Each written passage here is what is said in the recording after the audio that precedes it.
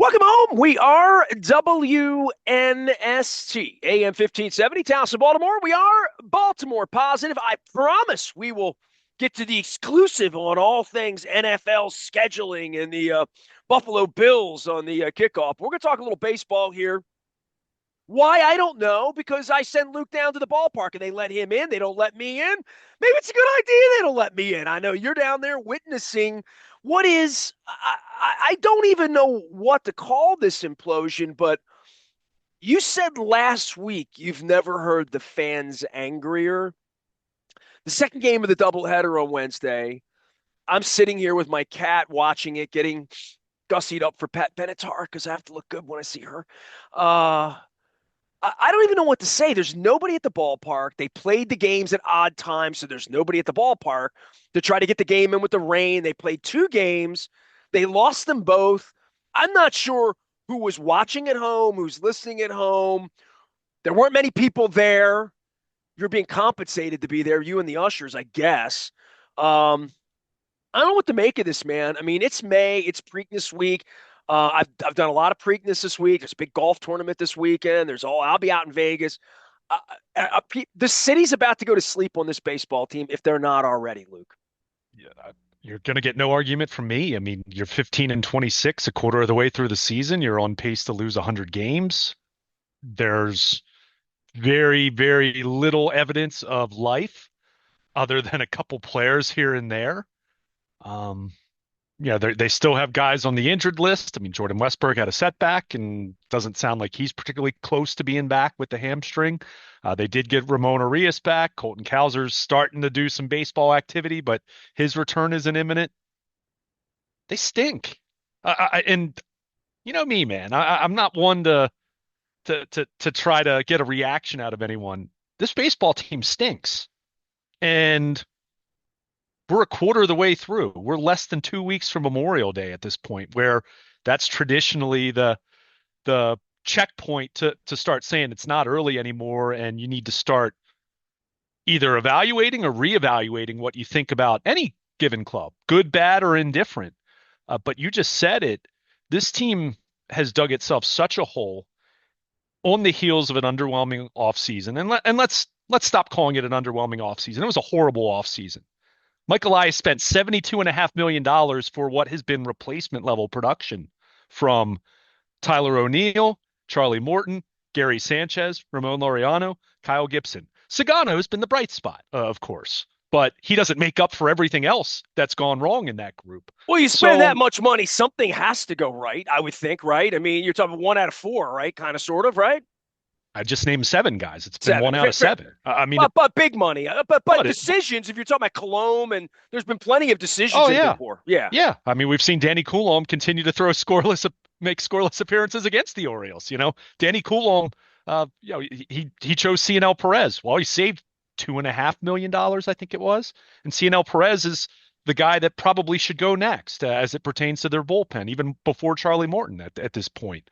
But I mean, this is just bad. It's really bad, and at some point in time, and we've talked about this, we've talked about Brandon Hyde, we've talked about the hitting coaches.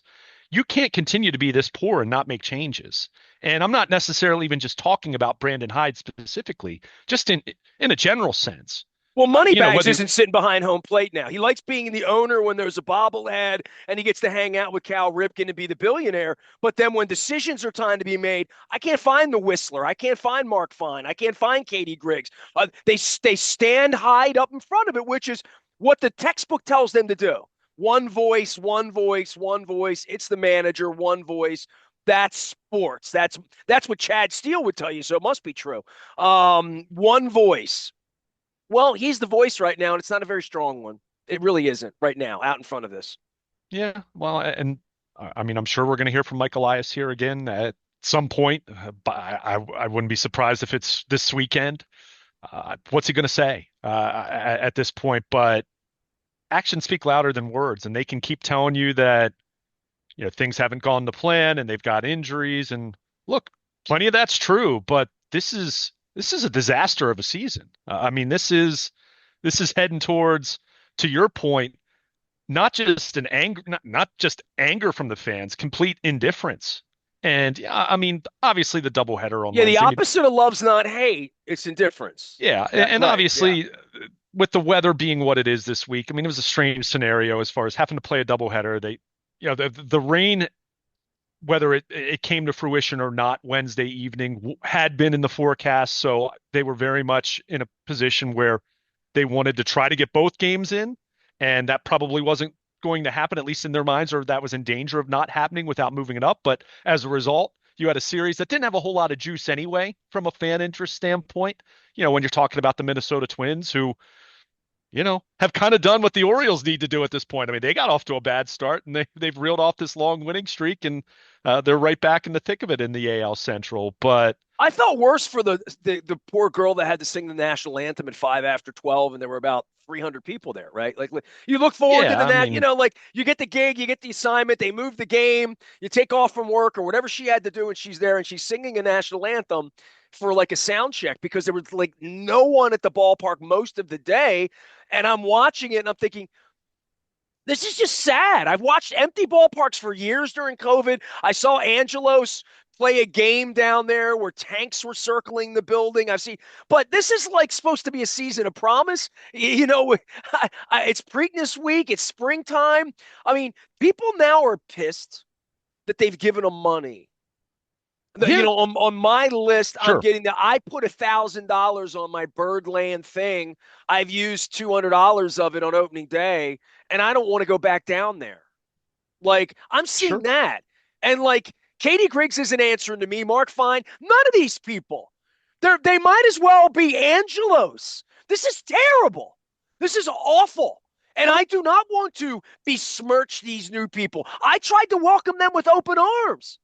And so I don't even know like where to even go as a fan, as a media member, as a what are you doing? Where's the ownership? Where's the leadership? I don't know these people. These people don't care to know most of anybody, really. And now they're hiding, and there's 1,400 people in the stadium. And they're going to play again this afternoon. And it's going to be better, I guess, because they sold some tickets. But like the season is like over and it's May and nobody's done it. To your point, there's been no action. There's been no leadership. Oh, Leadership is what I'm talking about here. Where's Cal? People are asking that. Now Cal doesn't want to say. Nobody wants to be associated with 12 games under 500 in May. sure, sure. I mean, I don't know what anyone wants to hear from David Rubenstein at this point. I mean, unless you're so convinced that they need to fire Mike Elias and Brandon Hyde yesterday, Mike Elias is going to be the face person for this right now in mid-May. Not saying come the second half, not certainly not saying after the season, all of that. So I hear exactly what you're saying, but at the same time, there's also the here and the now. And if you just continue to not make any changes, this tells me that you think everything's fine and you're just not getting the right results. You're just unlucky. You're just I don't know, man. I mean, it's even the most pessimistic about their offseason. No one saw this coming. Not this. I mean, unless you actually just thought all these young players just weren't any good and that this whole thing was that 2023 was a complete fluke, and the first half of last year was a fluke. No one saw it being this bad. But that said, here we are. And, for me, the question isn't so much, who needs to go. I'm trying to identify what actually needs to stay in place at this point in time. I mean, go down the list of just their young core right now. Gunnar Henderson's looking like Gunnar Henderson again. He's been fantastic over the last week to 10 days. Looks like himself again. The numbers are looking much more Gunnar-like. Is he at the level he was first half of last year necessarily? No, but he's putting up excellent numbers. So we've seen that. Jackson Holliday, while he's not a superstar or an all-star just yet, I at least feel like he's on track. He's trending up, as the kids like to call it Well, these he's healthy. days. He's hitting the ball. He's running the But bases. He's fielding his position. He's 22, 2, 1, yeah, 2, 21, 21. 21. Right. Okay. But Jordan Westberg and Colton Cowser are hurt. Heston Kjerstad's gotten plenty of time to play. Heston Kjerstad's 26 years old. Heston Kjerstad at this point in time, I'm not ready to give up on him. Let me be clear about that, because who the heck's going to play as an alternative anyway? But He's got a 626 OPS going into the finale of this series. I mean, that's not a anything close to resembling a starting Major League Baseball player. Uh, I mean, Adley Rutschman, my goodness, he went from being better than Matt Wieters ever was to being worse than Matt Wieters ever was in about a year's time. And believe me, I've looked at the peripheral stats just like everyone else. The underlying stats suggest he should be doing better. The underlying stats do suggest that he's been better in terms of drawing walks and things of that nature, much better than he was in the second half of last year. So I don't think it's necessarily just a straight, plain, basic continuation of what happened last year. But he's still not producing. He's still producing at a level where he's closer to replacement level than an all-star, let alone the MVP candidate that people thought he was going to be and had looked like he was going to be his first couple years. And I hate to put it on one player, and it's not just on Adley Rutschman. Let me be clear. But at the same time, we were all very eager to talk about how his arrival coincided with the turnaround. Well, his absolute collapse being a productive player has also coincided with them completely falling apart since late June of last season. So what is going on with him? I mean, I said this less than a week ago, I think it was. I mean, all of our conversations at this point run together because we're talking about the same things over and over and over. No, But some days it's the for pitching, and me, some days it's the hitting, and some days it's but the just management, and bad baseball in general, some right? days it's the But base running, and yeah. I said if I were Mike Elias right now, my question, my main objective would not be how am I salvaging the 2025 season? Because that's already circling the drain to a massive degree at this point in time, and it's getting worse. That's not my objective. My objective is what the heck do I need to do? What the heck does the organization need to do to get this talented young core back on track? And if that means a new manager, so be it. If that means new hitting coaches, so be it. If So, that so means you're saying, hold on, Rutschman's more talented as a player than Hyde is as a manager. We need to get more absolutely out of the players. Correct. 1000%. I mean, I would say that I would always say that, Nestor. I mean, look, I'm not saying this is all Brandon Hyde's fault by any means. We've always established this offseason was what it was, a disaster. But that said, do I think Brandon Hyde is Earl Weaver or Casey Stengel or Bobby Cox or name your Hall of Fame manager that you want to throw out there? No. And I'd say that about most managers. At the same time, doesn't mean I'm saying it's negligence or that Brandon Hyde suddenly became an idiot, after previously managing this club to successful seasons the last couple years. At the same time, what exactly is he and the other coaches doing that's getting through? Like what are the success stories on this team at this point in time? Again, a few players here and there, but it's just bad. Everything they do is bad. Their hitting has been wildly disappointing. The rotation stinks other than the guys at the top, with Eflin and Sagano, and Eflin's been hurt most of the year. Their bullpen, which was solid over the first 3 weeks of the season, has been utterly terrible since then. I mean, who do you trust in the bullpen right now? Felix Bautista, Brian Baker, and Bautista, of course, has some limitations right now as far as when you can throw him. Brian Baker, I mean, I saw a few people complain about Keegan Aiken being in the game late in game one and saying, why didn't you have a better reliever in there? Keegan Aiken's been one of their best relievers. And that's part of the problem. Not a knock on Keegan Aiken, but if you're talking about him as one of your three best relievers, that speaks to the state of your bullpen. I mean, Cano's been bad. Sir Anthony Dominguez has been bad. Gregory Soto has been bad. I've already mentioned Cianel Perez. You wonder how much longer he's going to be on the roster. He's been so bad. They even on Wednesday, they actually got a quality outing from Charlie Morton. Solo homer aside, he pitched pretty well over 3 innings and gave them a chance and bridged the gap to the late innings. And the bullpen still couldn't hold it. So I mean, you go down the list of Well, the everything that's charge on happening. Elias would be there's no pitching and there's no pitching coming and there was no pitching drafted. That really is. If David Rubenstein understood anything about baseball and he doesn't, and this is going to be his decision. I keep going back to this. We're back to Peter again. We're back to a guy who's a billionaire running around, running his ego, doesn't know much about baseball, but likes to hang out and rub elbows with famous people and have a bobblehead. This is going to be the guy making the decision on baseball. Because at some point, if you don't like Mike Elias and you're upset about him, they're going to have to hire in that position. Yeah.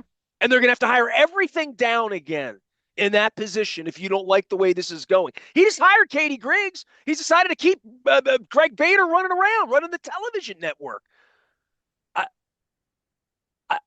I, all of it is so odious at this point and shocking to me because I thought, if nothing else, this new breath of ownership and these new people and this new money and the smart baseball guy and this young rebuild that they put together, which is really a tank. I mean, we could call it whatever we want. When you're trying to lose every year for 5 years and you know you're going to lose and your promise is you're going to lose and your deliverable is going to be Colton Cowser, Adley Rutschman, Heston Kjerstad.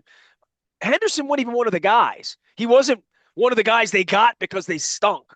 They could have gotten him at any point. They could have finished 10th best in the league and drafted him. But what they used with that collateral, all of that losing, was about 5 or 6 players. Mm-hmm. The rest of them, if I take you in the second round, I didn't lose a year to get you. If I take you with a sandwich pick, I didn't lose for you. I lost for a year to get Adley Rutschman or Bobby Witt or Ben McDonald or BJ. Go through the list of 1-1s, whoever they are. Pick them all. And that's what the losing was about. If the promise is about anything more than that, it's bullshit. It just is. You become that bad. Ask the NBA, ask the NHL, ask the NFL. You become that bad to get the best player that you possibly can get. Not the 19th best player, the 23rd best, the best player. That's the only that's the only thing you get for 162 games of trash. And that has to work. That dog has to hunt. That plane has to fly. And right now it's Adley Rutschman and it's not. Yeah, and let's clarify and let's be fair. They did not tank for Adley Rutschman.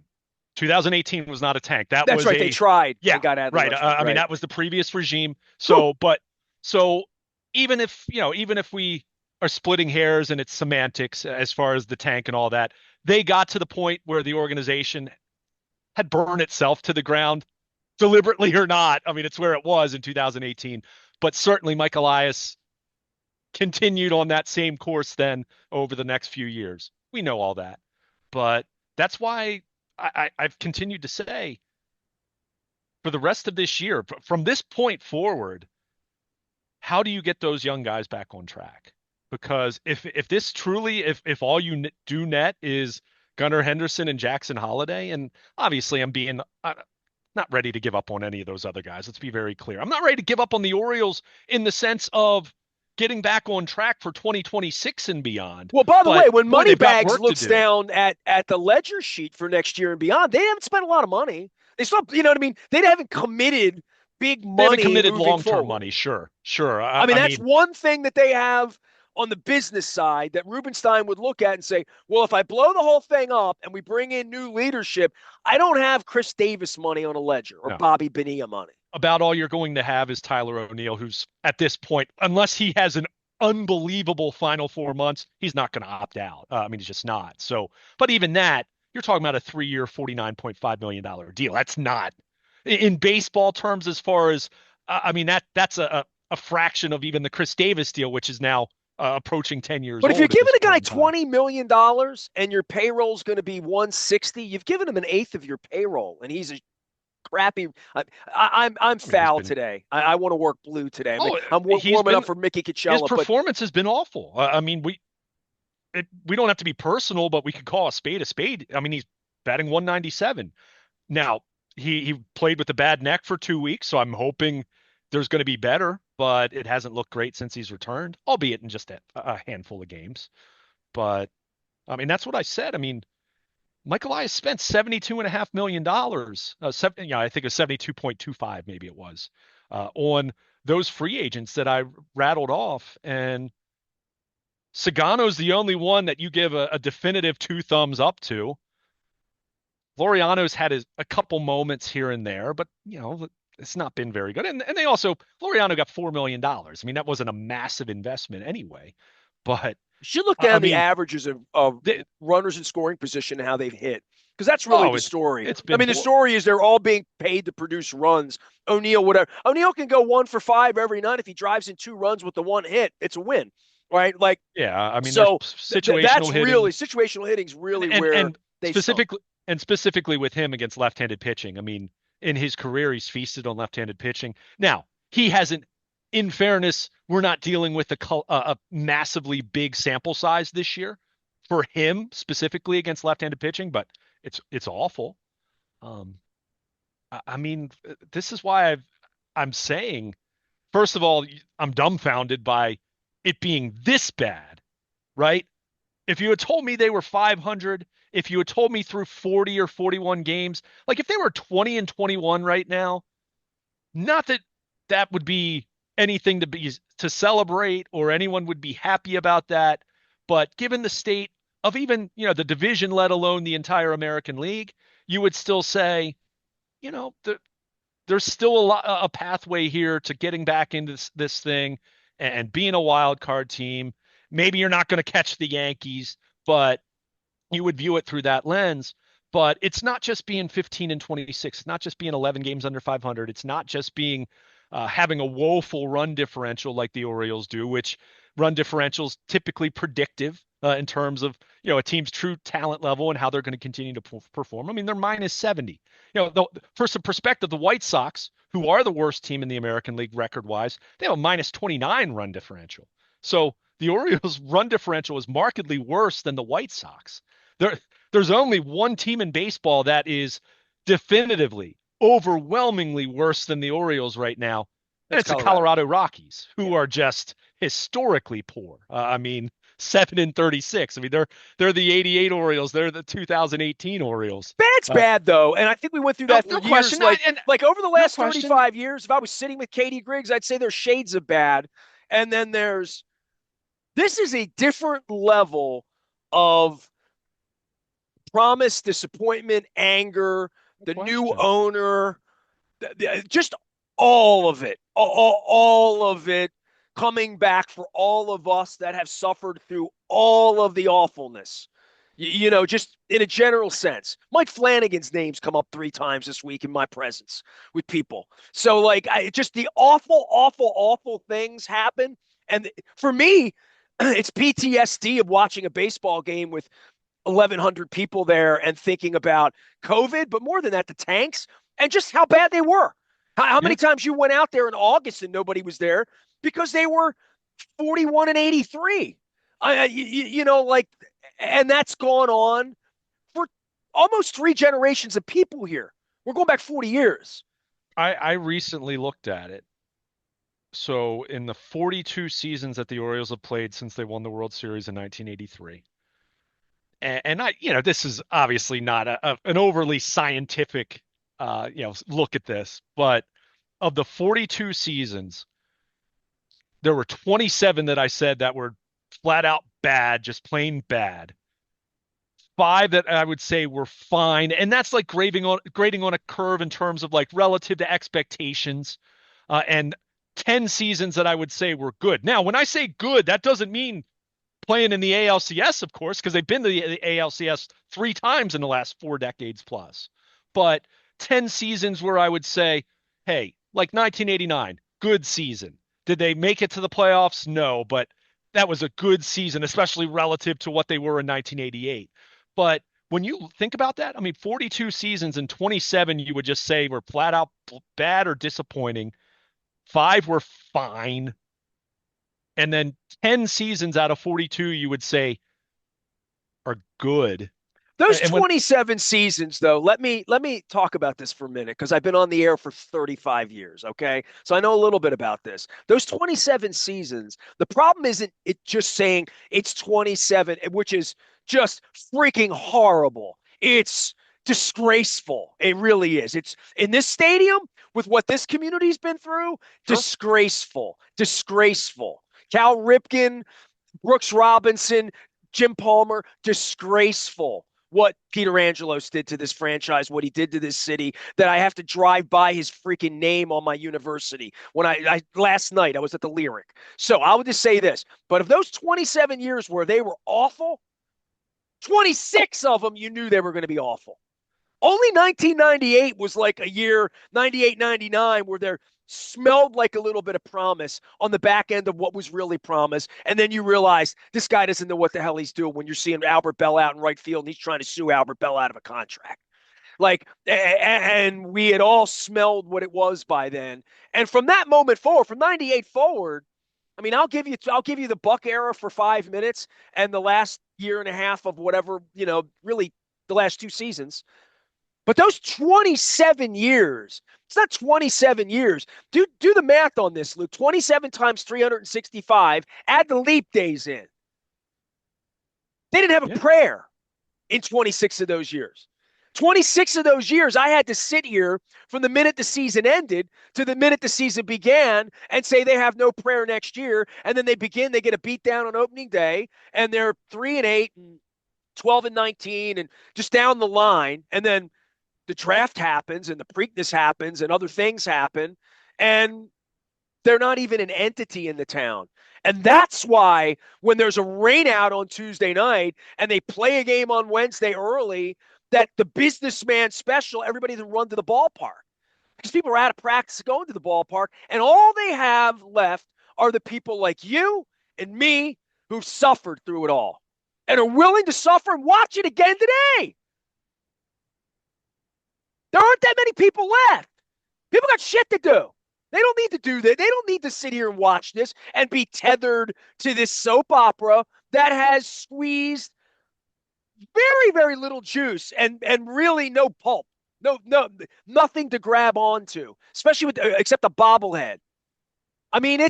it's It's outside the bounds of what I signed up for to sit here and talk about this after 30 years of Angelos' shenanigans and his lies.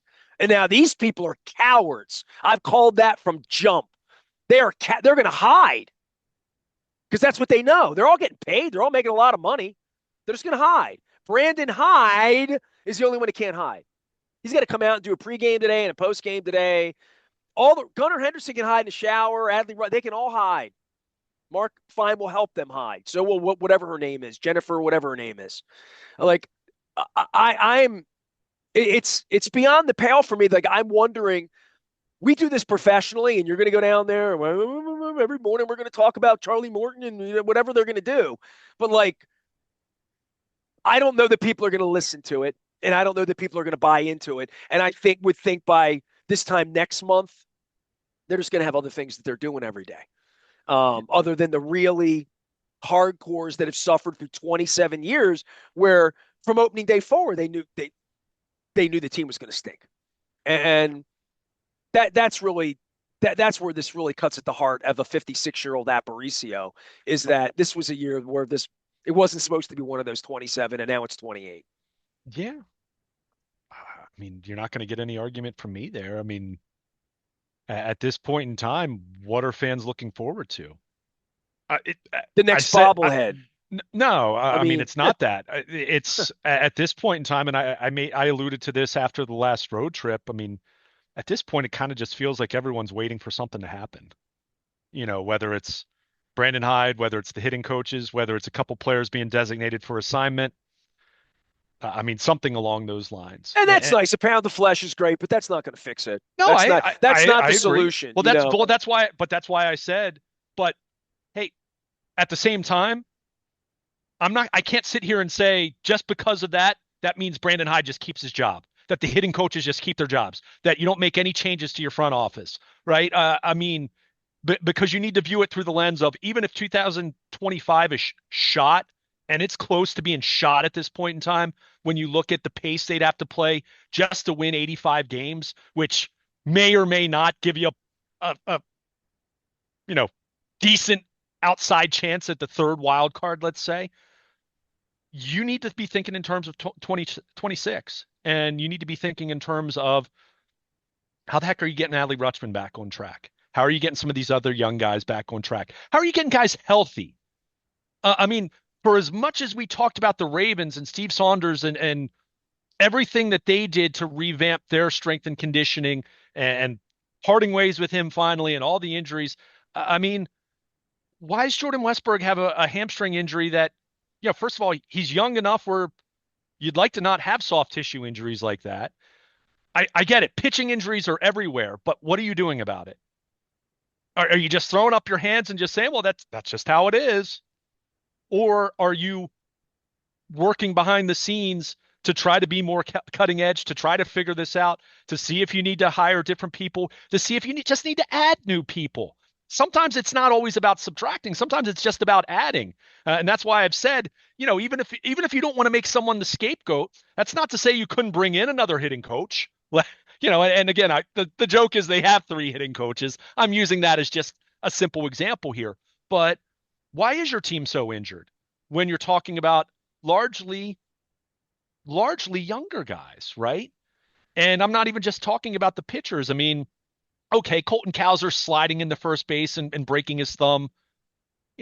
There's no injury prevention there other than don't slide into first base in that scenario, especially the fourth game of the season.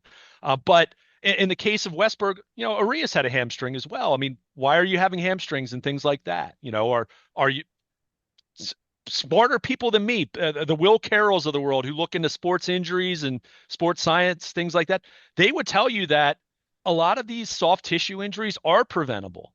And that's not to say they never happen, but if you're having those happen frequently, I saw a is player, there maybe something it's that's Torrey missing? Smith or somebody, tweeted preventable injury. Kadri Ismail has talked Kadri about that a Ishmael. I'm sorry, lot. it was Yeah, Kadri. It and wasn't a lot Torrey. of that My has to bad. do with Wrong wide movement and receiver. Sorry. and training. I asked the Ravens strength coach just a few weeks back, about the fact that they had such a healthy season, and now that this rings a little more hollow on the heels of Ardarius Washington having an Achilles injury. You're never, and let me be clear, you're never going to eliminate injuries, right? These are human beings; they're not machines. Machines break down, so of course the human body's going to break down. But I asked him about, what do you think the biggest advancement has been in terms of injury prevention? And, is that kind of the next great frontier for these teams is in the area of injury prevention and trying to preserve your investments and protect your investments. But so much of it has to do with personalized plans, uh, training the body in a different way, a lot of the movements being different. And again, some of this Kadri Ismail's talked about in terms of, more specifically for football training, but some of the same principles apply. Um, and let me be clear, this isn't me suggesting that the Orioles have been completely negligent in that area. Maybe they just have had very bad luck, but you better be really critical looking at it. That's my point at this point in time. Even if you even if you decide, no, we're not just making a change and firing someone just to make the fans happy, because to your point, it's not going to make them happy, because okay, they'll fire Brandon Hyde, and then what's going to be next? When are you firing Mike Elias? When's, and look, that's not to say that ultimately any of these guys are going to survive. I mean, if this young core doesn't pan out to the degree that we thought it was going to a year ago or 2 years ago or 3 years ago, no one's surviving this. General manager on down. I mean, you'll have a reset, whether it's this offseason, next offseason, or the one after that. I mean, no one will Well, survive. faster than you think under new ownership, you would think, It could right? be, sure. It could be, sure. No question. And look, as bad as things are right now, my honest opinion, Nestor, I would not fire Mike Elias after this season. I'd probably give him one more offseason, but boy, there needs to be a lot of coming to reality that what you're doing is not working and what you're doing needs to be tweaked and changed and altered By the way, in if the I'm a billionaire and I just went 2 billion deep in on this, and I'm running around with my girlfriend and making bobbleheads of I'd be myself and throwing furious. out hats and telling everybody how much I love the team and how exciting it is and all that, and the place is empty, and the new the guy I inherited just spent 72 million of my dollars and has on gotten this. nothing for it, basically. Right. I mean, Yeah. I'm and a guy who knows nothing about baseball, David Rubenstein, right? You'd start to Like question I, how much I Mike would Elias start to think knows. that like an antsy billionaire would be privately pissed about Yeah, $72 million. I Steve would Bisciotti be. spent $20 million on Billick and was pissed at himself. So Yeah. pissed that he fired him. I mean, and it might come to that point at some point in time.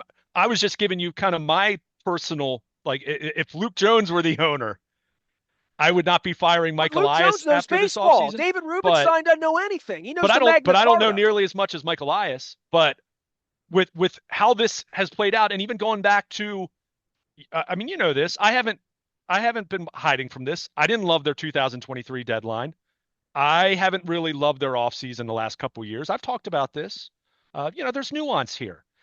There's a lot of space between Mike Elias is an loving your. excellent scouting director, and we're not sure what kind of general manager he is, right? I'm really Yeah, starting. that's it, right? For me, it was he did an excellent job, albeit through tanking and multi-year rebuild and not trying to win and all those different whatever semantics you want to use. I mean, it's what it was. But they did make major strides in many ways to rebuild the organization to the point where they won 101 games 2 years ago. From that point where the rebuild was clearly over, I've been extremely unimpressed with what Mike Elias has done.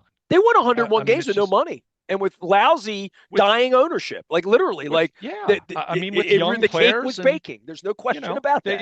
they that with Kyle Gibson as being your big offseason acquisition at that point in time. And look, that's not a Well, knock on they were a Kyle year Gibson. ahead of time. Let's be honest. That year Sure. wasn't supposed to Well, happen.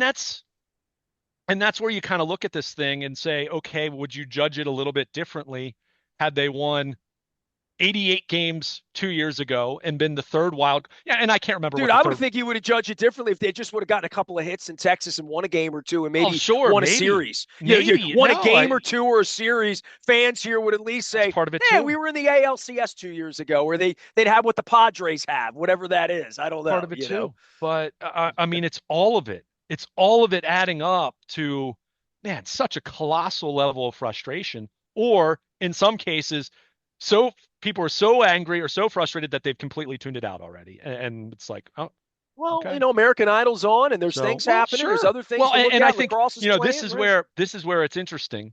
And I can't remember. Someone was talking about this recently. I dabble in listening to some sports enterprise, things of that nature. And obviously, we're in this world now where more and more streaming, more direct to consumer options.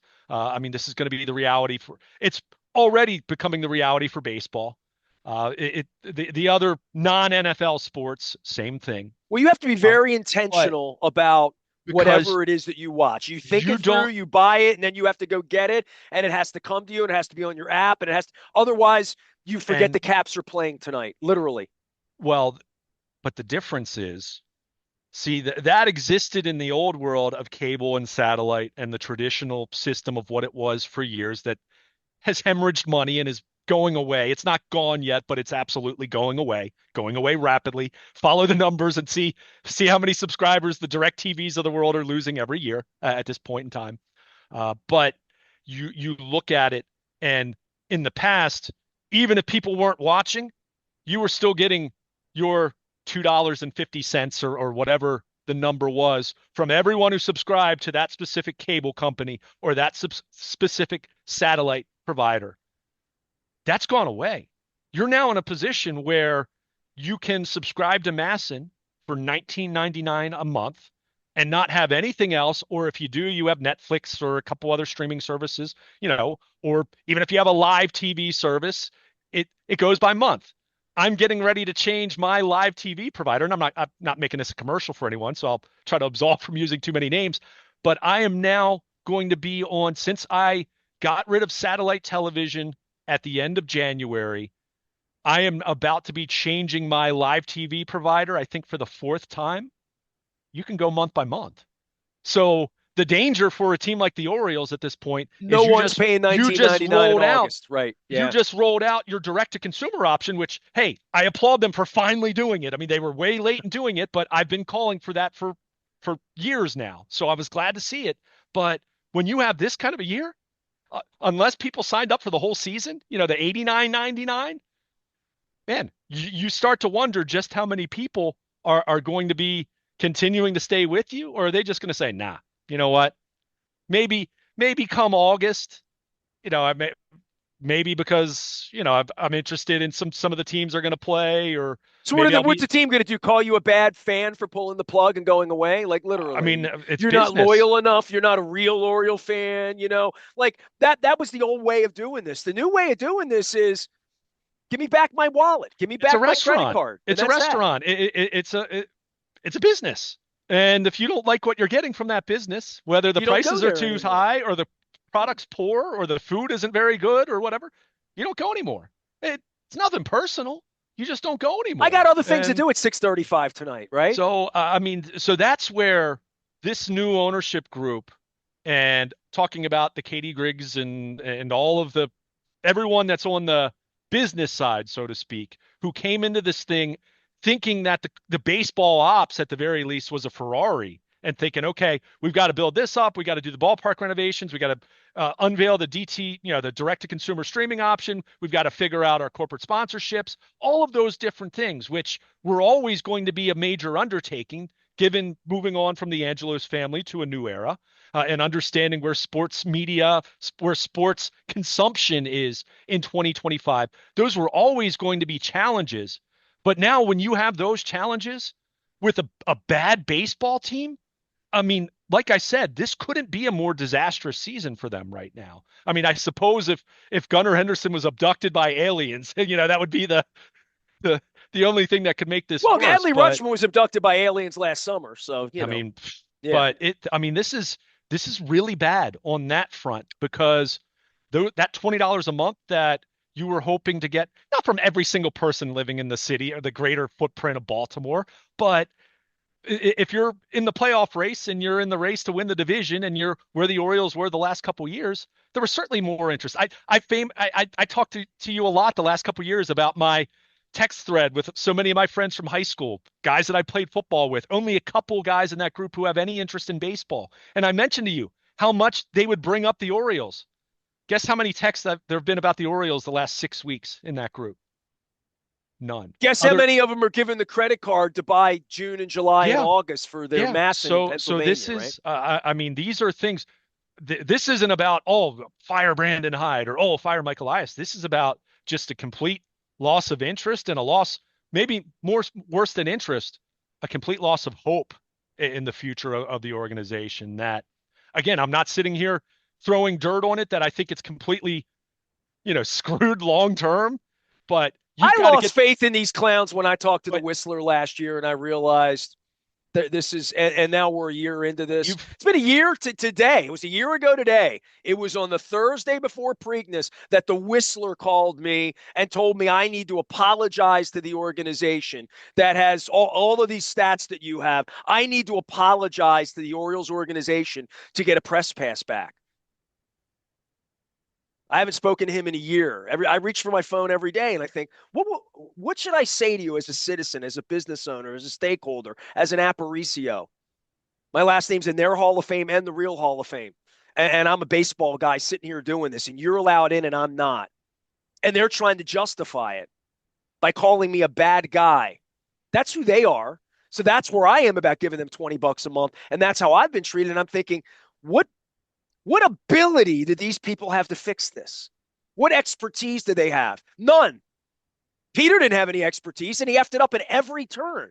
The only thing that fixed Peter was a couple of years of Buck Showalter and Adam Jones and a couple of deals that were made by McPhail that sort of seeded Duquette and and and things fell into place. Dan Duquette did some good things too. Oh, I I don't. agree. Yeah, yeah, I'm yeah. just saying, No, I hear like you. in all of But the years of Angelos's decisions, all of it, all the money, all the Sid Thrift, all the Albert Bell, all the awfulness, Mike Flanagan's suicide, just all of it.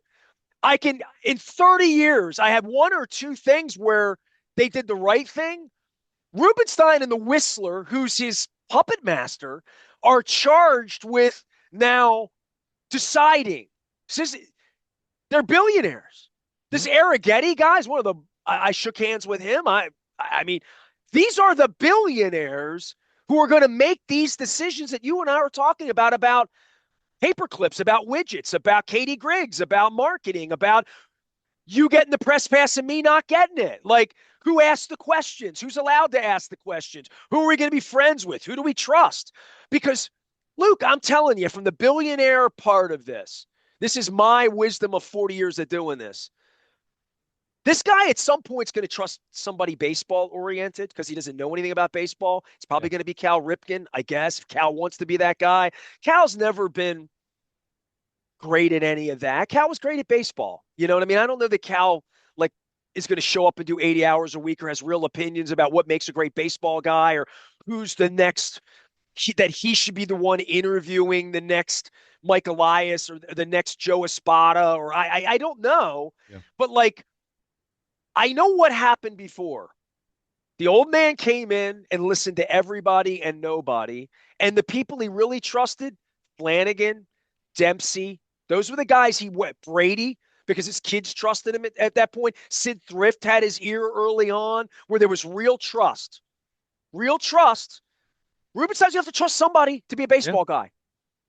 And I don't know who that's going to be or how it's going to happen. But I'm telling you, I know how this works with these billionaires who don't know their ass from their elbow and mistreat people like me who are trying to help them.